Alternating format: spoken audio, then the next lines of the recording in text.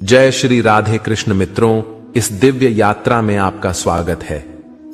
हे कृष्ण, जो भी भक्त आज इस वाणी को सुन रहे हैं, उनके जीवन में आपकी कृपा बनी रहे और हर कठिनाई दूर हो। तो दोस्तों, आइए बिना देरी किए श्री कृष्ण के अमृत उपदेशों की इस अद्भुत यात्रा को शुरू करते हैं। साथियों, श्रीमद् भागवत गीता में मनुष्य के जीवन की प्रत्येक समस्या का समाधान मिलता है। भगवत गीता ऐसे प्रेरणादायक संदेशों का महासागर है जो जीवन से निराश मनुष्य को आशाओं से भर देती है।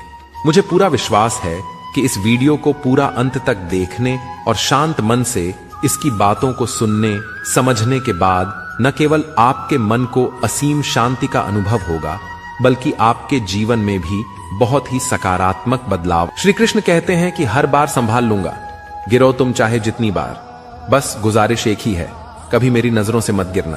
अपने कर्मों का फल भुगतने से तो गंगा पुत्र भीष्म भी नहीं बच पाए, और हम यह सोचते हैं कि गंगा में स्नान भर करने से हमारे पाप धुल जाएंगे।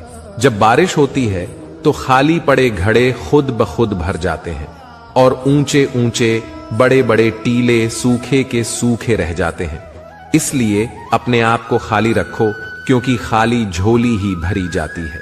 सबसे बेहतरीन नजर वह होती है जो अपनी कमियों को देख सके, क्योंकि नींद तो रोज ही खुलती है, पर आंखें कभी कभी। अपने अंदर के बच्चे को हमेशा जिंदा रखिए। हद से ज्यादा समझदारी जीवन को बेरंग कर देती है। हमारी आर्थिक स्थिति कितनी भी अच्छी क्यों ना हो, लेकिन जीवन का आनंद लेने के लिए मानसिक स्थिति का अच्छा होना बहुत जरूरी है। वह सब कुछ करो जो आप करना चाहते हो, लेकिन लालच से नहीं, अहंकार से भी नहीं, वासना से नहीं, ईर्ष्या से भी नहीं, बल्कि प्रेम, करुणा, नम्रता और विश्वास के साथ करो। प्रार्थना और ध्यान इंसान के लिए बहुत जरूरी है, क्योंकि प्रार्थना में भगवान आपकी बात सुनते हैं और ध्यान में आप भगवान की बात सुनते हैं। जिंदगी में सब कुछ किसी वजह से होता है। गलत होता है ताकि हम सही की कीमत जान सकें। जिंदगी में लोगों का आना भी एक मकसद होता है।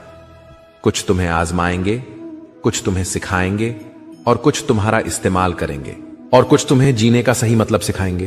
कैसे पता चले कि जिंदगी में आने वाली मुसीबत सजा है या इम्तिहान? जो मुसीबत ईश्वर से दूर करे वह सजा है, और जो ईश्वर के करीब करे वह इम्तिहान है। जीवन का मिलना भाग्य की बात है, मृत्यु का होना समय की बात है, पर मृत्यु के बाद भी लोगों के दिलों में जीवित रहना यह कर्मों की बात है। जिंदगी वह हिसाब है जिसे पीछे जाकर सही नहीं किया जा सकता। इसीलिए आज में सुधार करें और पुरानी बातों को अनुभव की तरह इस्तेमाल करें। यदि आपके भीतर खुद को बदलने की ताकत नहीं है, तो आपको कोई अधिकार नहीं है कि आप भाग्य और भगवान को दोष दें। जब परमात्मा को आपसे प्रेम होता है, तो वह आपके लिए वही करते हैं जो आपके लिए अच्छा होता है, और उन लोगों को आपकी जिंदगी से दूर कर देते हैं जो आपके लिए सही नहीं होते।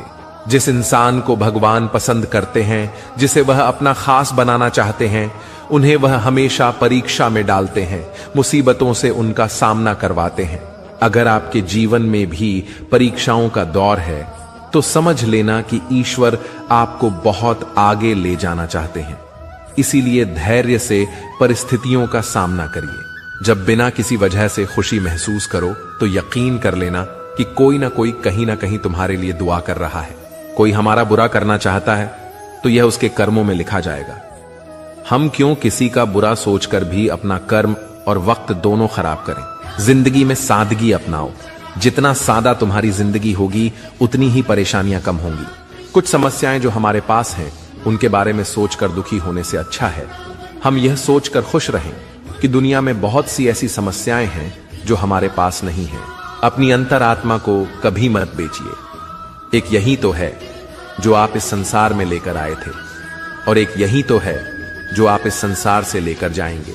कोई बदल जाए तो दुखी मत होना, क्योंकि बदलना तो प्रकृति का नियम है।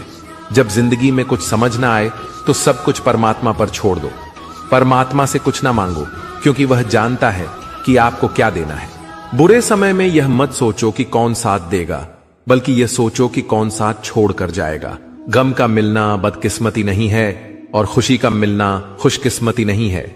ऊपर वाला देकर भी आजमाता है और लेकर भी आजमाता है। इसीलिए जिस हाल में भी हो शुक्रिया अदा किया करो। एक व्यक्ति बनकर नहीं, व्यक्तित्व बनकर जिंदा रहो, क्योंकि व्यक्ति तो एक दिन मर जाता है पर व्यक्तित्व हमेशा जिंदा रहता है। ईश्वर को वो आंखें बहुत पसंद हैं जो उसकी याद में रोई हों, जो अपने किए गुनाह पर रोई हों, जो किसी का दिल दुखाकर शर्मिंदा हुई हों, जो किसी बुराई को देखना ना चाहती हों। ईश्वर को वह आंखें बहुत पसंद